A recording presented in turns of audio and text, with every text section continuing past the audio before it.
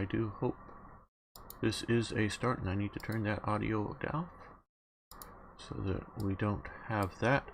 Hello, the interwebs. Yes, we are starting. We have started broadcasting. We have not really started things super properly yet. Oh, okay. Now, for those of you watching live or later on, I will be cutting this up into sections and putting it onto YouTube as well. So if you prefer to watch it there, please do. And greetings to you, Toy Jet. And so, whichever one you want to watch, or hey, if you want to watch them all. Can't get enough with one. And IKB's here as well. And Marcel is here. Very good. Yes, and I do thank you, Marcel. And I try to remember where people are from. It's always... I want to get to know you as an audience, whether as an individual or just the audience, so I know what my... who I'm talking to, if you know what I mean. And, excuse me, USA Man and Nagaro is here as well.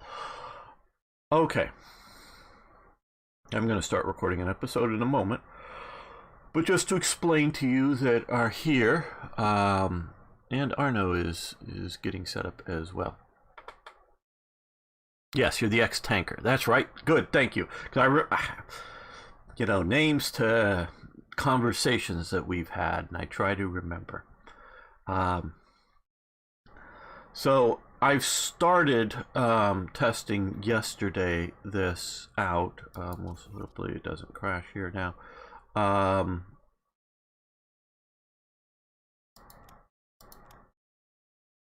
We will see here. Oh no, this isn't what I wanted to start as. No. Oh, so I gotta hold on just a second. We're not quitting the stream or anything. Yes, resign. No, cancel. We're gonna quit. Oh, hold on just a second. Let me come over here before we do this, because I don't want to go to that. Let's set up. We're going to do that, and we're going to transition. Okay, I'm just going to have to go through the restart of this. So it'll take a moment. I'll be right back. I mean, I'm here, but just so people popping in don't think that nothing's going on. And yes, hello.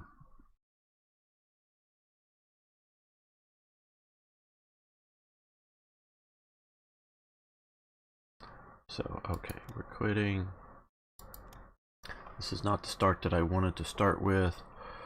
I make mistakes.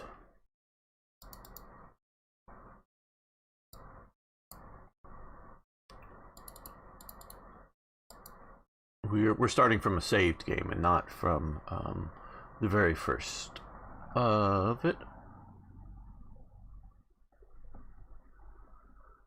Because you've all watched me start several times in the last couple of weeks, and if you want to sort of get my guide on how to start, and I'll make maybe a new one. That'd be an idea, another idea for a guide for Black Ice. But recent guides, including the start of the last big German series, is still very applicable to how to do it. Hello, Brett. And to everyone watching, if, say, Twitch isn't good for you, I'm also on YouTube right now, and if YouTube isn't good, I'm on Twitch. So, wherever is best to watch it, I'm getting the chat from either side. Okay, we're coming over here and hitting the, oh, I should probably Alt-Tab first. Transition back to that. Okay.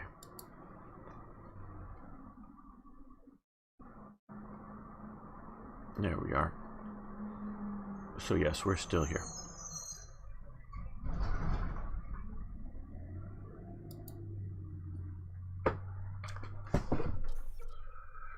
Right now I'm able to keep it running and Alt-Tab out and watch this for the time being. Okay, good. And of course, maybe before Alt-Tabbing, save the game, Brett, just in case if Alt-Tabbing doesn't go well. If you know what I mean, you might want to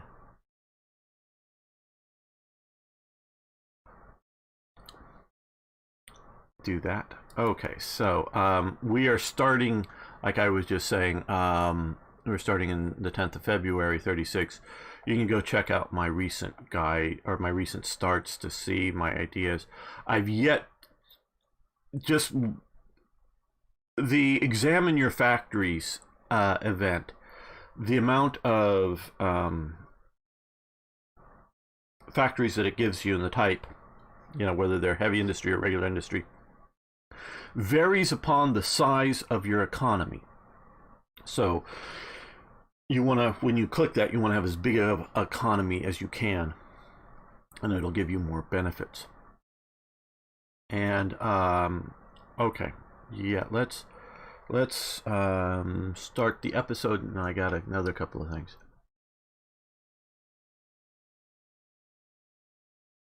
Yeah, Brett. There was a time, because of coding things, I used to leave my Hearts of Iron 3 running for like a month or more. I just alt-tab in and out of it when I was not playing the game. Just ran into a background. But it's less stable than it was, and alt-tabbing can do stuff. So it just, I'll be alt-tabbing in and out of this a bit, but I've noticed from the last streams it can cause crashes. So if you've made a save, well, then you can just come back to it, and it's just a little minor annoyance for all of us watching here. Okay, let's start the episode.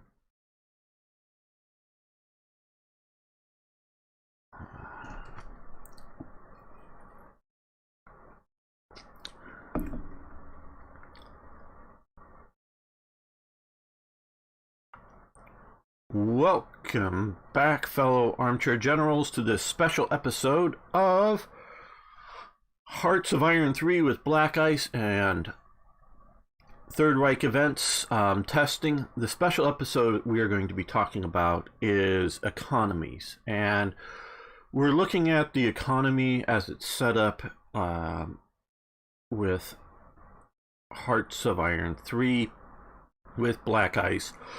And if you're adding Third Reich events, what are the changes going to be, and why I'm doing this?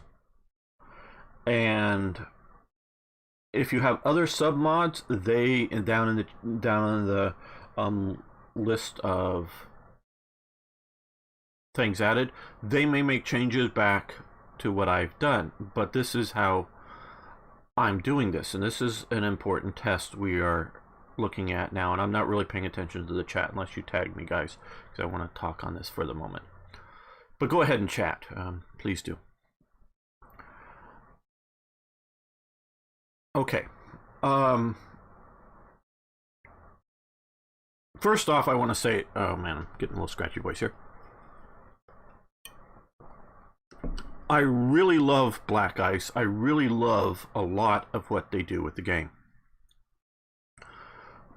But there's one, shall we say, I guess, and this goes back for a considerable time with Black Ice, one considerable disagreement I have to the core with their design philosophy of Black Ice.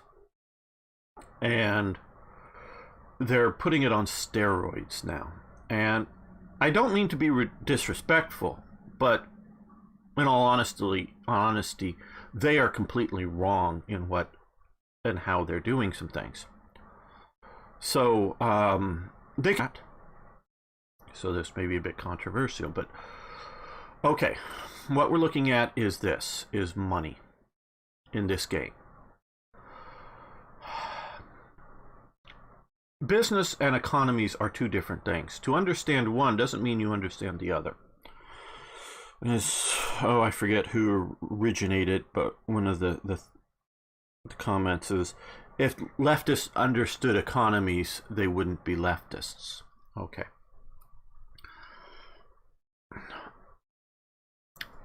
This money here, and the comment I got from Oh My God recently was, many people, I don't remember exactly what he said, but this is an honest paraphrasing of his comment, is many people were commenting that money is useless in the game, or words to that effect. And so they're trying to make it more important to the game. Okay. I'm just thinking how I should go. Money, this is not money. This is not money that you pay people to work. This is not the size of the economy running. This is not the government budget. And that's sort of what they're making it out to be. They even call this in one of the things, organizing our budget. This is not the government's budget. Okay? Because they're effing, I'm going to try not to go too crazy on this thing, but having an event, and I've made it so it won't happen, to pay your soldiers out of this? Soldiers pay? This is not government, mostly, because we can talk about totalitarian communist governments, but governments don't export coal. Companies export coal. Countries export coal. Governments don't. I mean, we can find exceptions or whatever, but governments don't. Comes in and out of a country. This whole thing is somewhat of an abstraction. But this, even though it says money right here, this is not money. Okay? This is an international exchange reserve, I think would be a good term for it. An international exchange reserve. So, if you say buy oil from Iran, but to pay for it, you sell goods to England. Okay, so meaning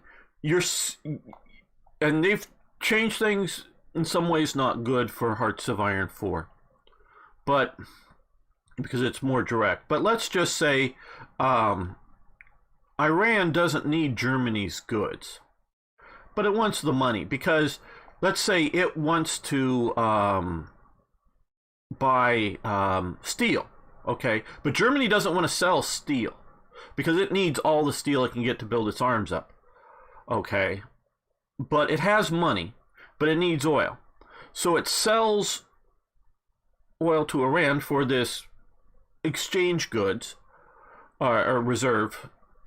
And then to get the money, it's selling, say, radios, which don't use a lot of steel, to Britain. Okay, so it's so that it doesn't have to be direct, steel for oil, because we don't want to give up our steel, but we want to give up some produced goods here. So this is not your soldiers' pay, not paying domestically for things like tanks, aircraft, whatever, not paying the workers. This is not internal economy's money, and they're making this so. Yeah, and so, okay, and because one of the things is time to pay our soldiers is one of the things, and I was reading some of the code, and is how I found this out, because I hadn't played far enough into the game. Thank God. You can pay your soldiers as much as you want. You can pay your soldiers $1 million a day. What's going to happen is you're going to have inflation, and we're going to talk, and so it doesn't matter what soldiers' pay is or the cost of the war. None of this matters, and we're going to get to some of this in just a moment. Now, the cost of the war. Let's pick a nation. Let's go Sweden for the moment, since it's here. There's costs. The war has costs for Sweden. Let's say one of the costs for Sweden is an increased defense spending by the government, building tanks, having more soldiers paid every day, building rifles, whatever it may be, building bunkers, all kinds of stuff. Now, Sweden bought some, and there's an event for it, some naval patrol craft during the war, 1940, I think it was, from Germany. You know, 20 aircraft, something like that. Okay, that it needed its international exchange reserve currency thing here for. But for anything in domestic, it doesn't. And it can spend whatever it wants to spend on it. And so I'm picking Sweden is because there is otherwise very, very little cost in the war for Sweden. Meaning their cities weren't being bombed, the lives of their people weren't massively disrupted by. I mean, it's being disrupted by the war, yes, but not by soldiers going overseas. Yeah, there were a few volunteers or whatever, but Swedish soldiers weren't going off and dying. So, but there's still but I know they did. I don't know how much. I don't have the details on it. It's been years since I read a book about the neutral countries in Europe, which included Sweden, Switzerland, Turkey, Spain, Portugal, the neutral countries in Europe, and during the war covered that. And it's been just a few chapters on each country, but it's been years. But I don't know the exact costs or any details on Sweden, but it was not a major participant in the war, but it still had a cost. And so the government can, if it can source all of its materials for whatever it's doing internally and pay its soldiers internally, the government can spend as much money as it wants to, because we are no longer on, well, some countries were still on gold standards, but they could still do inflation. And that's the major cost, is inflation. Is that if you're paying soldiers, you're paying workers, say, to build guns in your factories, you're not probably selling the guns, especially if it's like artillery or tanks, to the citizens. So you have people making good money, presumably, in factories with nothing to spend it on. That is one, and a major, not necessarily the primary reason, and varies from country to country, for rationing, to have ration books. The idea is okay, there's only a few eggs for sale. There's always only a few eggs for sale, because there's never an unlimited amount of eggs. But let's say there's very few eggs for sale, meaning the war is causing problems with egg supply chain. And so someone goes, I want 2 eggs. Well, no, you can only have 1. And he goes, well, I'll give you $1 million for the second egg. Well, because of rationing, goes, no, sir, I use 1 egg per ration coupon. We don't care how much you're trying to spend on the eggs. Now, of course, there's a black market, but we're not talking about the black market. So no matter how much money you wanted to throw at the egg seller, so long as we're all following by the rules,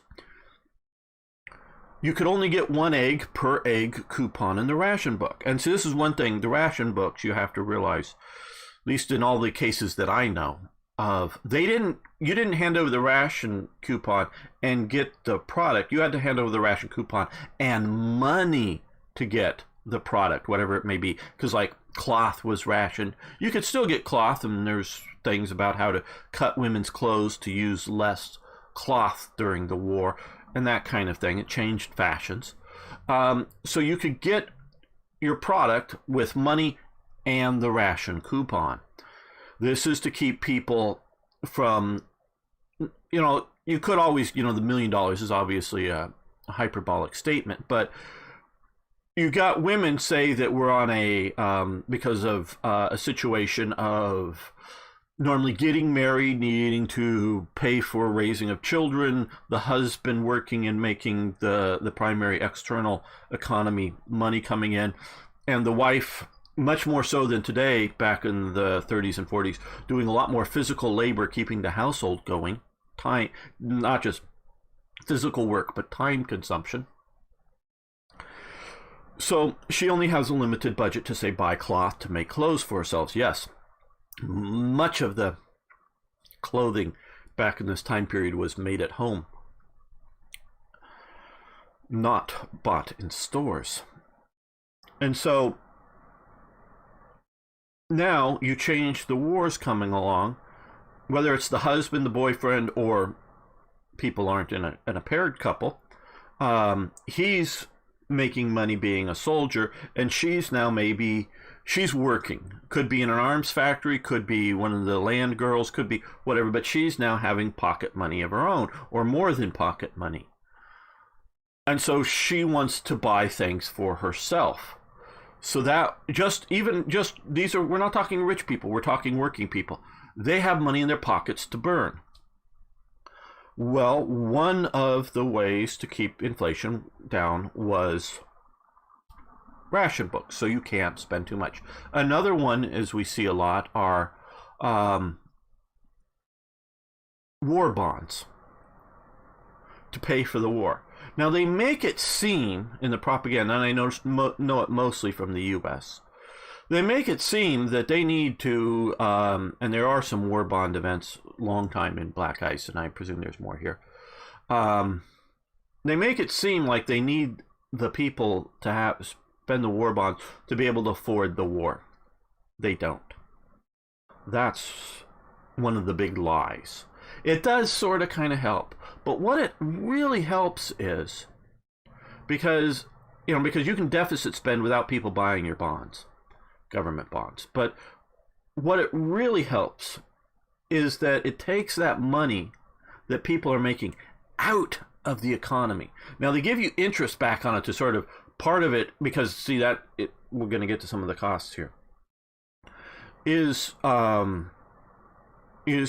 encourage you to put your money in it. So you go, hey, yeah, we'll get a 5% interest back on it. So, you put in $100, you'll get $105 out 3 years from now. So or per year or whatever. I don't know if they're compounded. I don't know all the war bond stuff. But you put it in. It's a patriotic duty. You put it in. So it takes this money back out of the economy. You're going to get the money back. Now, the key is, and why it's good, is you'll get the money back once we've converted to a civilian economy again, not while we're at war. So when you're back and the tank manufacturer, the army truck manufacturer, is now building automobiles, you can run out and buy a new automobile because they'll actually be there for sale. Or if you're a farmer, you can buy a Jeep, a surplus Jeep, or something like that to use on your farm. So you will be able to spend this money someday. You're pulling this out. Now, as part of the education, we're going to Alt-Tab out, though you're going to still see the screen here. Along this time, starting in the 30s, John Maynard Keynes, John Maynard Keynes, is an economic theorist, and he comes out. And he, up until basically the 1980s, is sort of the dominant. Government people love his economic philosophy, and he was a liberal, as in the Liberal Party of Britain. This is before they went insane. And I want to read, let's see if we can just find a little blurb about Keynesian how do they explain it?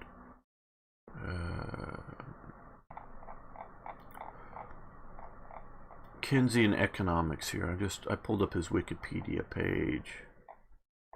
Do they personal life publications references? I was hoping for a little bit of blurb about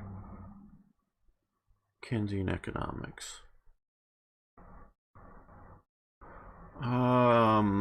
Great Depression. I have a nice chart here. Okay, well,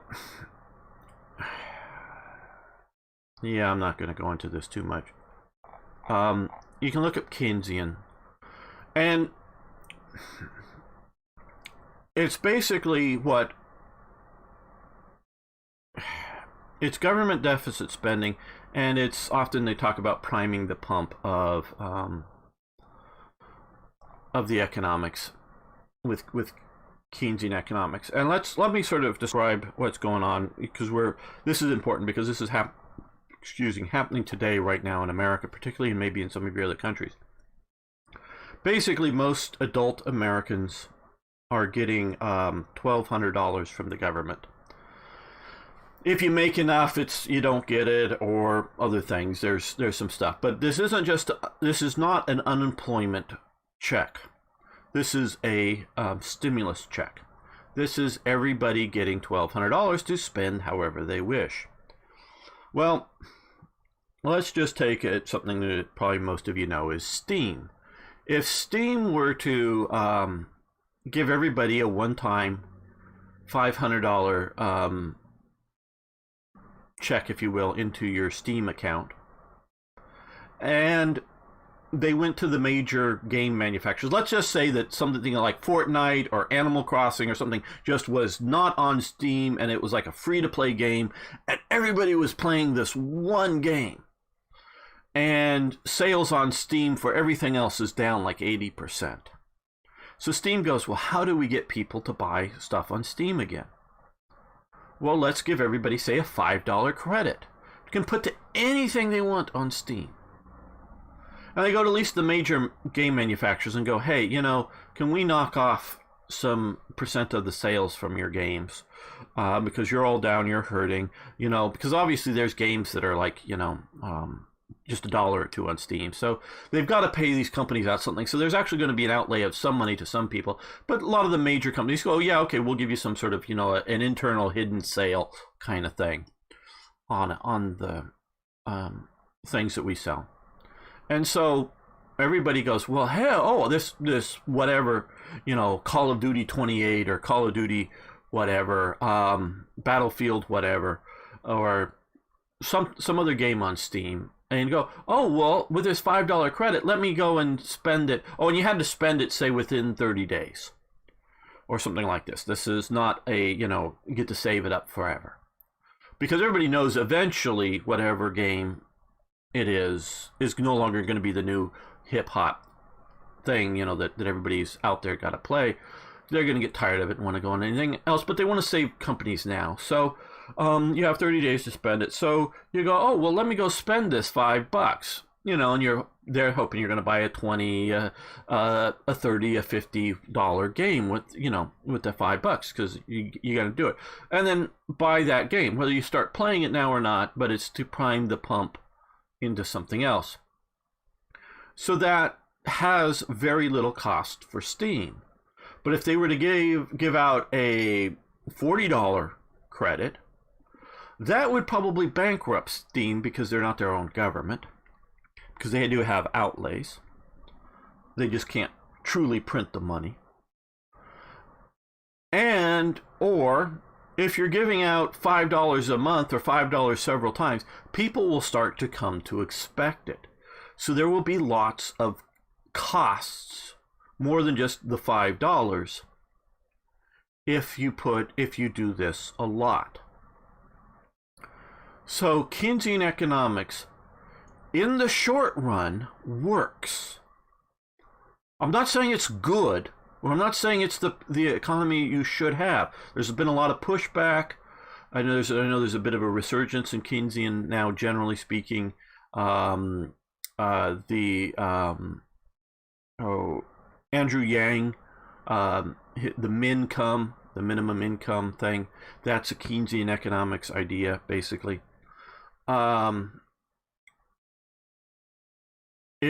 generally it's fallen out of favor with proper economists. Like I say, governments like it because governments get to it's something that they can control, they can do. They can get the applaud from the audience for doing it, where if it just looks like business is doing it, they don't get the applause from the audience or their voters or whatever you want to call it. So they like government people, right and left, like Keynesian economics. See, Keynesian economics is not Marxist socialism. It is different. I want to say that. Some people will often confuse it, but yeah. So,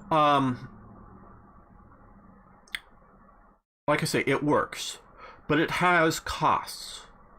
It has lots of costs. And the more you do it, the longer you do it, the greater the costs. And the basic cost is just inflation. But inflation has all kinds of societal costs.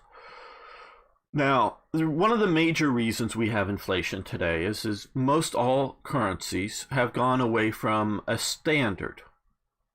And normally the standard was, say, in the US, it was like a 1 ounce gold piece was $20. So every person who has a $20 bill can go in and buy an ounce, or go into the Federal Reserve and exchange that paper money for gold. Or there was a time we were on the Silver Reserve, but go and exchange it for hard currency, for money, physical moneyed currency. And it was set at that there was coinage at a particular rate. So yes, fiat money, as Savage Snap is saying, or Severus Snape. Sorry, wasn't looking at that close. Severus Snape. Yes, I've heard of the Harry Potter. Severus Snape. Yes, fiat currencies. So we are mostly in the age of fiat currencies. Now, there was a time, before paper money even becomes a common thing in Europe, it's all coinage. And now you can look back at different times of coming in with debased currencies, including, currencies made not out of gold, silver, or even copper. They were making it out of other things for pennies and whatnot. The one time that I'm particularly thinking of is particularly Spain's discovery of the New World. Because they start bringing in so much gold and silver, the Habsburg Empire, now so we see it as Spain because it was mostly from the Spanish part of the Habsburg Empire, but it was bringing in so much gold and silver. There's massive amounts of inflation in Europe, just because and now the looking a little bit more with the Portuguese at the exact same time as doing the transportation revolution economies that are, instead of somebody over here selling to somebody over here to selling to somebody over here, selling to somebody over here, selling to somebody over here, selling something over here, selling to somebody over here, the Silk Road, as you probably get what I'm explaining, is selling stuff as it's moving either from India or China, selling it from one to another to another to another, that each is making a percentage on the thing. So by the time the goods, spices, whatever, silk, whatever, are showing up in Europe, the cost has gone up because of the transportation costs, the reselling costs, all that has gone up. So these goods are really expensive in Europe. Well, Portugal is sending ships over and coming back much more easy and directly. So, what, say, an ounce of gold would have bought before, now there's so much gold and silver on the market, you need 3 ounces, 4 ounces of gold to buy the same thing. So that was a massive, this is the time, time frame, the Spanish Armada going on, conquest of the New World, and it's over time, and this is what really funds a lot of the Habsburg armies, is because they do have to pay for it in hard currency than they can afford to, but they have this, not unlimited, but this sort of spigot, this flow of gold and silver just flowing into Europe that has never really been seen before at such levels. And so this is the cost of Keynesian economics. Now, getting back what's going on here. And why I'm fundamentally this is a special, fundamentally changing Black Ice if you're playing it as part of, and I don't think I've really done this before, because I've always sort of respected Black Ice and only changed the things directly that I felt needed to be changed for my mod. But I'm taking this whole, the way they're doing everything, as being disruptive to Black Ice. Black Ice is doing is disruptive to Third Reich events. So I'm changing it. I'm removing the effects of it. It's still sort of there, but you're not seeing it. So you can spend domestically, and then once you can physically control, whether it's like de facto control, say the Belgian Congo, because it has, we can come down here and it has some, you know, uranium reserves and whatnot. Well, once Belgium is occupied by Germany and Britain, and the US are in the war, if they seriously need something for the war effort, then, you know, they're getting paid, you know, into bank accounts, if you will, or being paid by giving them tanks and aircraft for the Belgian army in exile, or whatever it is, or paying the Belgian army in exile, you know, paying for its army, or paying for the you know, the civilians that are in exile. That the Allies have direct access to this uranium. And we can look and see here for trade purposes. This is what, so the whole trading system that they set up and did is gone now in this version. TRE's Black Ice. Third Reich Events' Black Ice is what I'm sort of now calling this. That's gone. So the whole trade that they're doing in Black Ice. Now, we will continue with the testing soon. So these rare materials here, which also represents, I think, things like quinine and other things. But also we have the quinine here, whether it's the no, jungle, whatever. Is this is the rubber? There's jungle medicine. No, this is, oh yeah, this is the quinine. Cinchona is another sort of term for it. But there's several different, maybe rare materials these rare materials over here represent. But I'm looking at, for standard trade purposes, that's these rare materials. But the spigot, the limitation on the U.S. need for getting uranium is removed only once you're in close enough alignment, whether it's direct, whether it's U.S., German, or whoever's ownership, you know, of that province, occupation, whatever, whether it's, you know, national territory or occupied territory. It doesn't really matter for the purposes of the game. Once you're either in direct that, or you are in a close enough alliance, you know, you're in the Axis, you're in the Allies, you're in the Comintern, then you, and this is what I agree, then you have greater access to these special benefits. The special benefits, and I think we've gotten rid of the crash, are still here in the game. There's just no trading of them. They're still here. Now, so they've been moved to this effect instead of necessarily up here, because that's why these just have 100% up here. Because you're just, whether you're getting all of it. And there are some still money in national unity. Now, this is military academy, so this is a little different. They've left a few of them up here, and national momentum and major air build speed or whatever. But the ones that are tradable in standard Black Ice are no longer tradable. They're still down here for the strategic effect of them instead of up there. They're still in the game, but you can no longer trade them because there's no need to trade them if you're within the same alliance, because you're all focused. The benefits are special for the war, not for trade economies. So they're still here. Don't worry about that. But the trading is gone because it's already represented, like I'm saying, for at least most of the cases, in either oil or rare materials. It's already part of it there. Now, and so Germany, okay, this is one thing that you have to understand. And up until basically more or less the end of the war, German tank manufacturers were and I just know this because I know tanks better than I know aircraft, but I presume it's going for every major thing, are still bidding for government contracts. They are still going, hey, this is the Henschel factory. We want to make the Tiger II. We want to sell these to the government.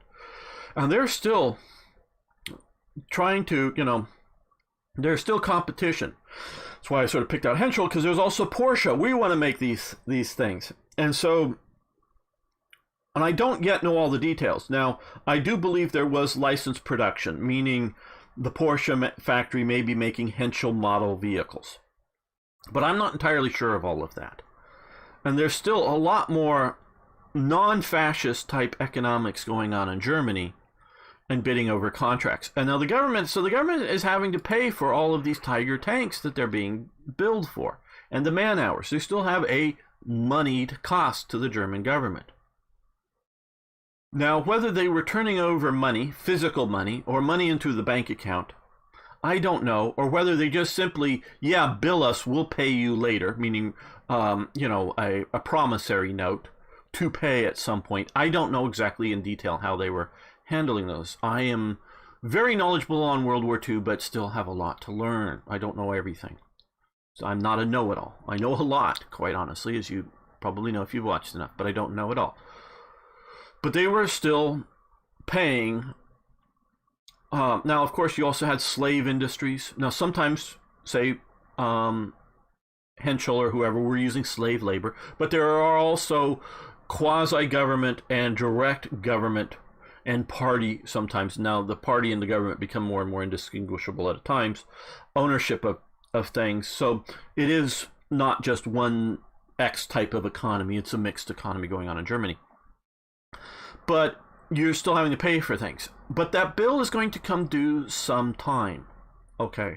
But for the purposes of this game, with any of these countries, it is unlimited internally. It is unlimited. So you can do this. And to mention, but after the war, you have to pay for this stuff.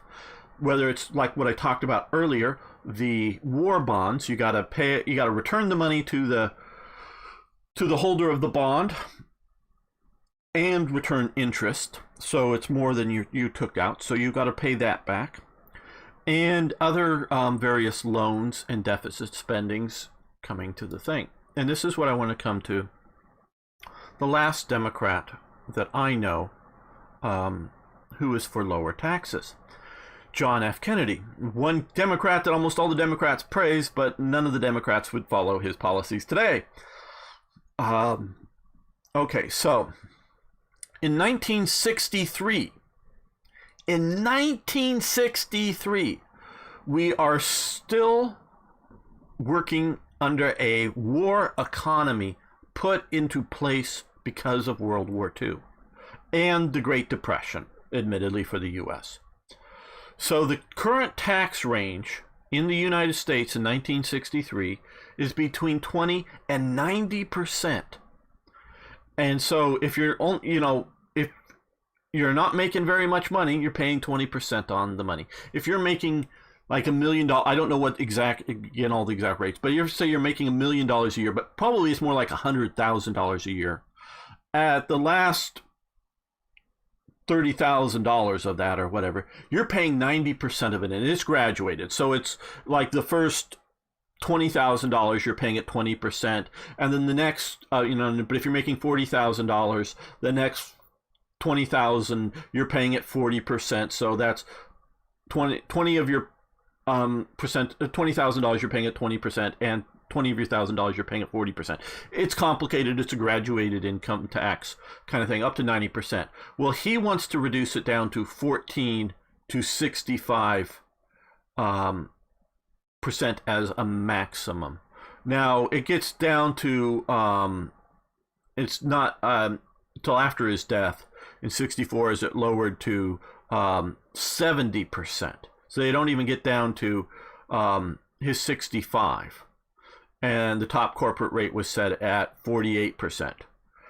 And so, and because it was at 52% for the corporate rate. So he was the last Democrat to want to reduce taxes. And the reason they want to is that they want to pull it out of the economy. Now, I think Laffer is right in his Laffer curve that to get the most money for the government, and we need to get more money for the government, which most of the paradox games don't necessarily. I haven't played them all, don't know them all, don't do this well because they're Keynesian economics games. because you're always looking at from the government. For the government to get the most money out of taxes, the tax rate should be approximately 15%, max. They'll get more money than if they charge you at 90%, because the economy will grow and will be the more, if you're only getting like, it's right actually somewhere like between 13 and 15% is what I think he figures, that the government will get the most money. If you go higher, it actually starts lowering the money. And so if you go up to 90%, you get a lot less. At 90% tax rate, you'll get a lot less money than at 15% tax rate. If they put these into games to teach people this, we would change the way people thought about things. And I believe that is the case. 15% is approximately the best tax rate, because that, yes, flat tax would be best. And you can still have, if you make, if you're truly destitute, truly poor, a rebate kind of thing, or no tax under whatever whatever your country's poverty line is. I don't want to put out a number because it can vary from place to place and time to time, whatnot. But people below the poverty line and their income wouldn't pay that. Now, of course, the other thing is to move it to a sales tax. That's a whole different, and a sales tax only, not like they have in England, a national VAT tax as well as an income tax. Those are, having both is counterproductive. So one thing to have is a small, slight, and it's going up more and more here in California, depending on the city, but a small, slight sales tax for local taxes, if and only if that same local economy doesn't have an income tax. So if your city does not have an income tax, but it has a small sales tax, and again, it sort of works. You want to keep it low because what happens is, take an example here in the greater LA. The city of Long Beach used to be a major area for automobile dealerships, selling lots of automobiles in the city of Long Beach. It was a destination place to come to buy your car. Well, they've raised city sales tax so much, every single one of those automobile dealerships, which are a big taxable item, every single one of them eventually went out of business or moved. They either moved to a city just outside of Long Beach, or they moved to a city that is entirely surrounded by Long Beach, which is called Signal Hill.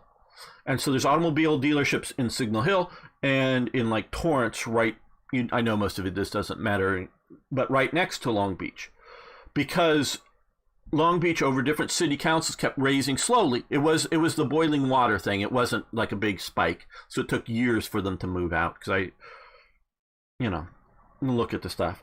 But they drove away out of Long Beach all high-ticket sales items and a lot of big box type stores that are in places like that Signal Hill I talked about, or nearby cities. So if you're doing lots of retail business and at high dollar retail business, you no longer do it in Long Beach. So they drove out, by their high sales tax, they drove out business. So it reduced the city's income. If you raise your taxes, it actually means, after a point, it means lowered income. This is what people don't get about economies. So, up until 1964, the U.S. was still operating in a post-Depression, post-World War II economic footing. So the bill, there is a cost to Keynesianism, to government spendingism, to priming the pump. It is a significant cost. And it will cost lives. It's not just, money. It will cost lives. Because unemployment means higher suicide rates, means higher addiction rates. Addiction rates aren't just based on unemployment, because trust me, I've known many people who were highly employed on lots of drugs. Here in LA, I used to work in nightclubs. They had money, but they had lots. So it's not unemployment. It's not bad life. Or depression in their life or bad situations that drives them to alcohol, drugs, and other things. They do it themselves, but it does encourage that thing. So there are physical costs to health, welfare, and overall society, unemployment.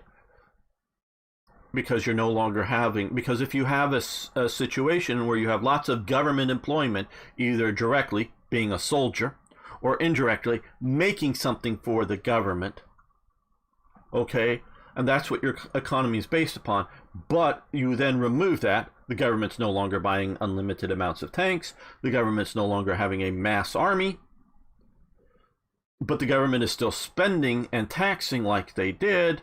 That means you're going to have more unemployment. So, yeah, there are costs to Keynesian economics, and not just quote-unquote economical costs. There are severe costs to Keynesian economics, and it needs to be understood. So yes, again, if leftists understood economics, they wouldn't be leftists. Okay, so this is why I am removing, and if I find more, and this is some of the playtests we will go on to, and if you want to report more of things that use money for like paying soldiers, paying for stuff internally or whatever, I have removed from Third Reich events Black Ice. And that is why. And this is going to be the end of this episode. The live stream is going to continue, of course, everybody watching, but we're ending this episode. So if you haven't already, please like, please subscribe. You can share this on another platform if you want to give people out with an economic lesson. And there, please comment your thoughts. You want to defend Keynesianism? You want to defend the Black Ice system? I do want to hear from you. Unlike other people, I want to hear from people that disagree with me. I may not change my mind, but I do take it into consideration because well thought out points do get considered. But they just go into they may get me to do nothing different from what I'm doing, but I still at least understand the arguments, and it's in the back of my mind. So please comment. Thanks so much. See you next time for more Hearts of Iron. Okay, let me get to some of the chat here that I see that some of you done.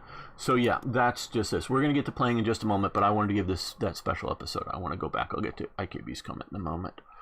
Okay, talking about money, don't forget the Mali king who went to visit the city. Yes, destroyed Egyptian's economy. Ari, you're very right on that. That is another one because he, Timbuktu and whatnot there was making so much money, or gold, should we say, from generations of selling salt, I believe, primarily.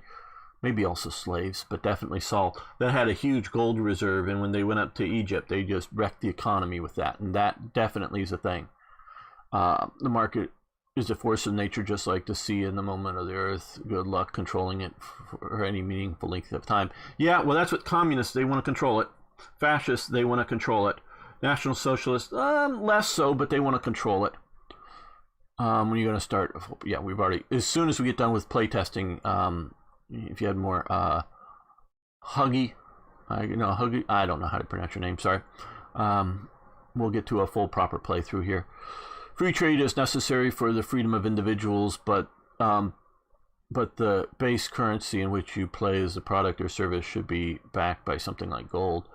Well, gold or silverback currencies, I'll give a brief thing, is people, and there's a lot of libertarianism who look back in the late 19th century in the U.S., but they're wrong, okay? Libertarians have a lot of good points, but they're wrong on a gold standard. Economies are not a finite thing. They're not like land, and we're no longer, basing our economy around land and food production. So this is, again, Marxism believes or looks at economies as a finite thing, as a pie, and who gets how big a piece of the pie? Well, who cares how big your piece is if you can grow the pie? Okay, so land reform in some countries, especially where Marxism has had a lot of impact and a lot of support, in this part of the world in which they had been agrarian, especially, you can go back, well, maybe still this day is primarily an agrarian economy, when you had, whether it's individuals or companies owning the great majority of the land, and most of the people there just working as hired laborers, and so that they see the economy, and the economy is functionally land-based. Land reform is a thing. Now, so let's just, I don't know, Costa Rica, in a modern day sense here. I don't know how much of it is still a land-based farming situation. But if, say, most of your farming is industrialized, is machines. No, we're not saying, computer done. You still have humans there, but it's humans driving tractors, humans driving machines. Then the idea of land reform goes away mostly, and who cares if you want competition. The other thing is you don't want monopolies. Monopolies are a problem because it gets to your free trade. You need to keep monopolies from happening because that gets rid of,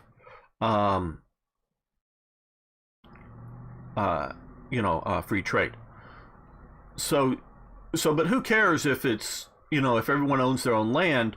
Because it's industrialized farming and they're operating machines, and if most people are living in not villages but cities and towns and aren't directly manual physical labor, doing a hoe or picking fruit with their hands, but are having a picking machine or whatever that they're operating, they don't need their own farm. Their own farm is actually counterproductive because shall we say at a peasant level is incapable of industrialized or farming.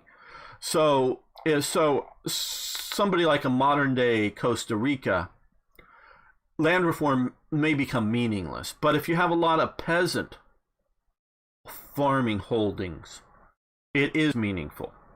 And that's why I understand Marxist appeal to the part of Latin America. But when a lot of the libertarians look at economies, you had massive amounts of gold and silver being pumped out of the U.S. And I don't know, can anybody, without Googling, can anybody tell us what the main currency for China was in late 19th century, early 20th century? What was the main currency for China and the China trade, and what was going on? Silver. Okay, Azad's got that right, but what was the actual currency? Hello, Azad.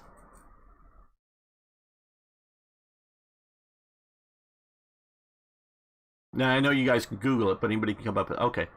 Azad's is right, but yes, USA man is silver. It was the Mexican dollar. No, not US dollars, the Mexican dollar, which is different than the US dollar. They were silver dollars. There was also silver dollars in the US. But Mexico was producing so much silver and minting it, turning it into a coin that was, a modern minted coin. And so...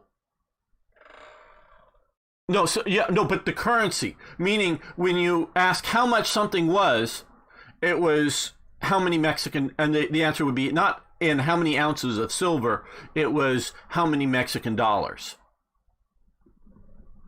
So, so if you were asking for price of things, it was,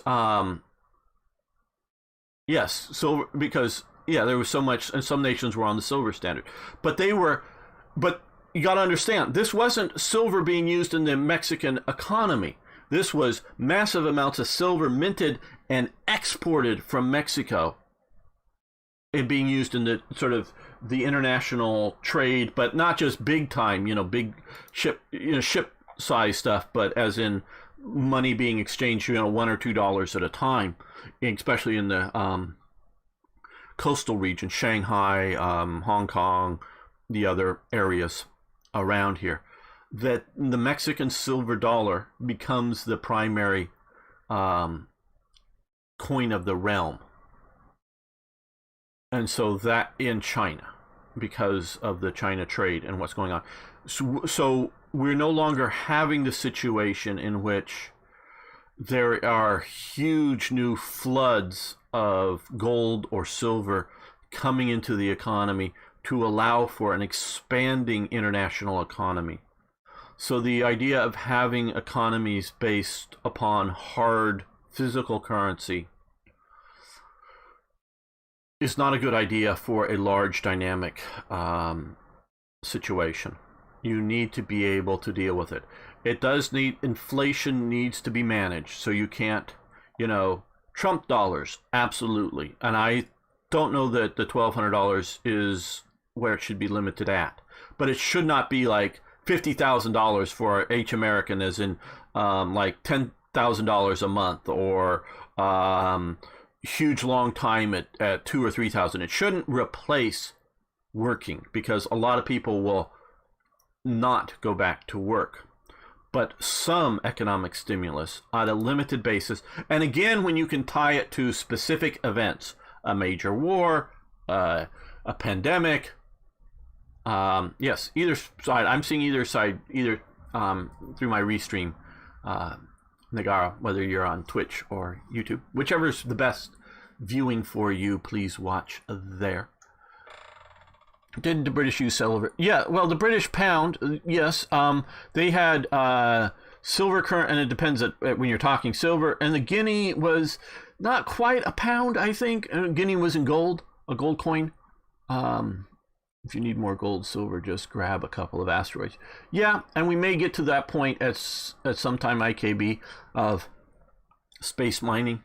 But will that gold be more used as a currency or as an industrial metal?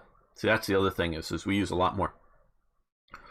Used to use silver for things like silverware, or silver plates, silver pots and other things, but that could always be melted back down if you needed currency, and for currency and for decorative jewelry. Now we use silver and gold industrially in your computers and things, so you don't necessarily want it sitting on you don't want it to be absorbed by industry, and you don't want your currency, you don't want the choice of your currency to either be currency or an industrial good. It's just like food. You don't want food to be the choice of food or your energy for non-humans or non-animals. I know there was a lot of people, especially back in the 90s, were looking at Brazil, and Brazil's going over to ethanol, growing their food with crops, blah, blah, blah, blah. Now, then they complained about how much of the rainforest is disappearing too at the same time. Lunatic leftists, and they were trying to, and we still have stupid effing requirements in America to have a certain amount of percentage of our gasoline mixed with food crops. But you don't want your food energy to be sacrificed for your industrial energy, and that is a negative look at all that. Because two reasons. One, gold does not tarnish. Gold is not affected by anything, where silver will tarnish and corrode under conditions. And two, there's a lot more silver to be found. A lot more silver to be found out there, so it's less valuable. It's easier to come by. So it's a combination of those two things.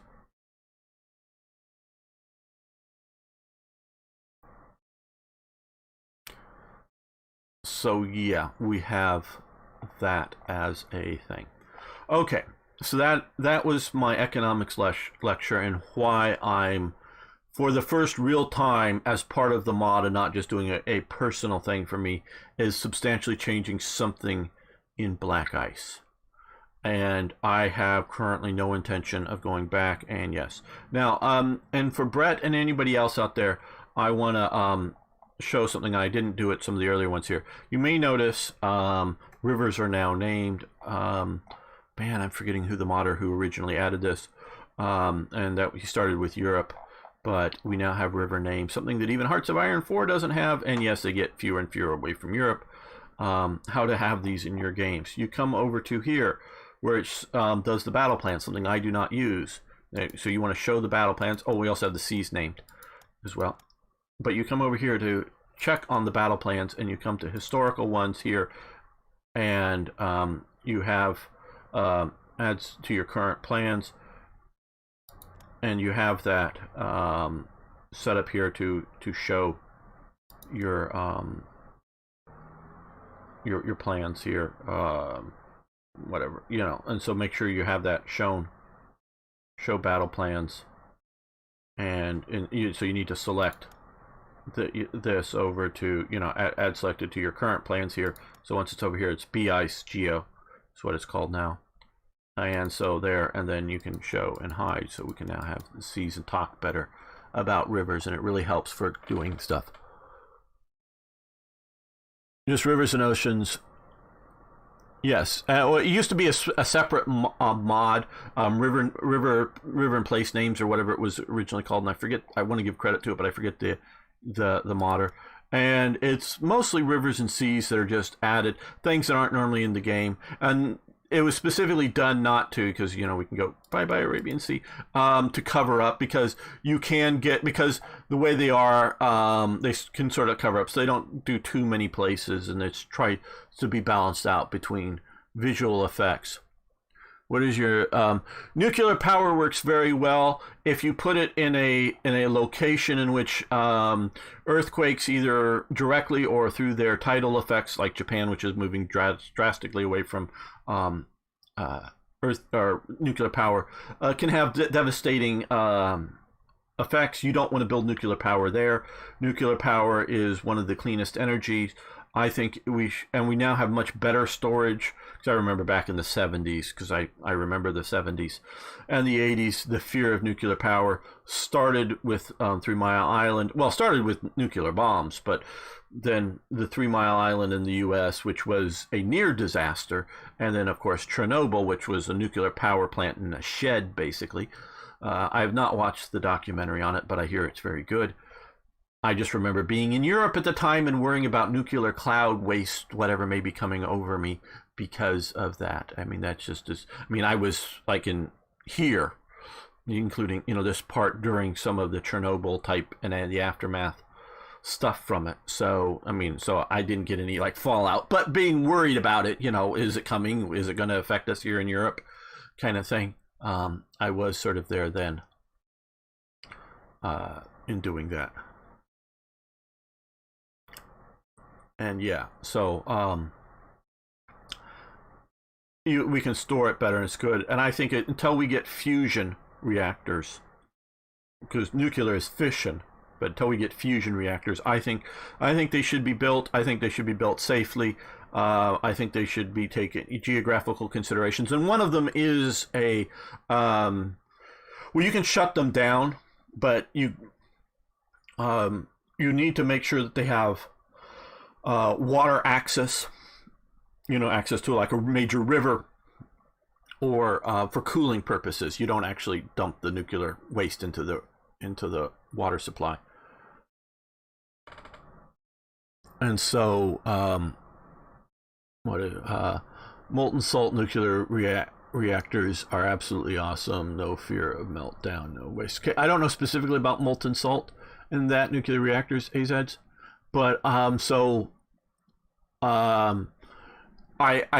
think they can be done safely, and you could probably build them in Japan safely. You just need to look at, well, where's the possible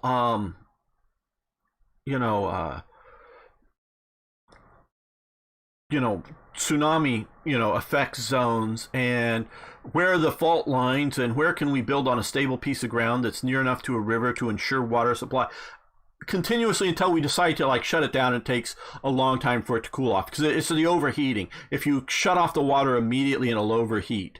So you have to be able to turn off the nuclear reaction part of it, and it has its own water that's sort of contaminated within all that, if I'm not mistaken. And there's maybe newer technology out there that I'm familiar with that AZADs or somebody else can.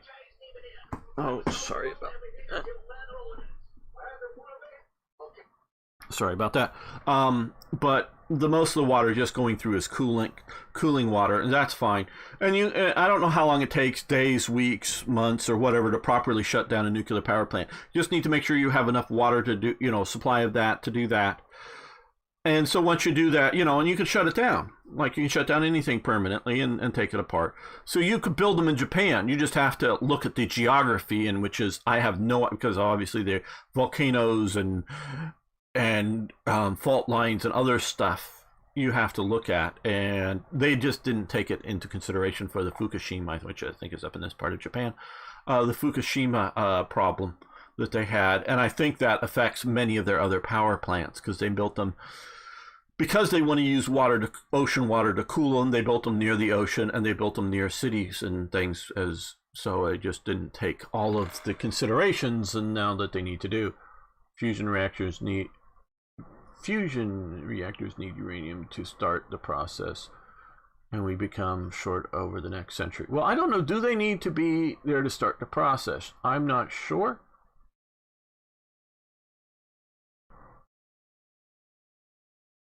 But look up Kirk Sorensen. He's working on them. Well, cool. Oak Ridge National Labs. Yeah, I've heard of that.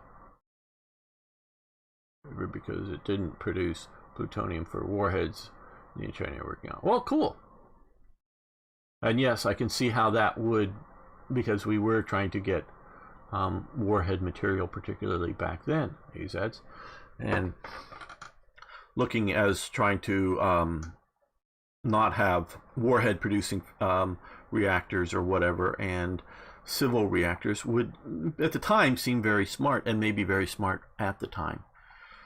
So looking at all of that, and so this gets back to economies, and economies for most of human history very well, like maybe a set size pie, for a couple of reasons. One, they were based on food, and two, they were based on primarily muscle power, whether human or animal.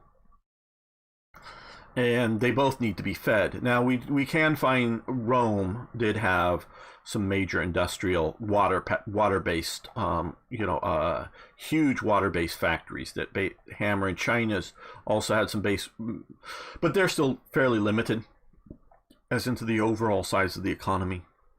Water-based engines. Of course, all of the Roman stuff goes away with the fall of Rome. And so, but even then, so it's that. But one of the major elements of economies is fuel, is energy. And that's a very important thing, whether it's the energy we put in the gas tank to get around. And you go, oh, well, rapid transit. Well, you have, trucks. And before IKB goes trains, yes, trains are great. And he knows I love trains, but trains are limited to their tracks. And you can't really, you can try to be 19th century Britain or something and go to every little town and village with a train. But in reality, that's not the best ultimate solution. Major arteries, trains, and I'll agree with IKB, major arteries, land-based arteries, trains. The best major arteries, of course, are the oceans. And of course, we now have, unlike the old sailing boats that used to go along coasters, and because they used to bring coal down from Newcastle down to London on, sailing vessels, and then trains started to come, but then, of course, you also had steam engines. So, yeah, with modern day industrialized shipping, it's better to go via sea than train if you can. But trains are good. Arteries, but they're sort of the major arteries. The blood vessels beyond that, or whatever, go out to everywhere. The capillaries or whatever. I shouldn't go into these analogies. I can't do well.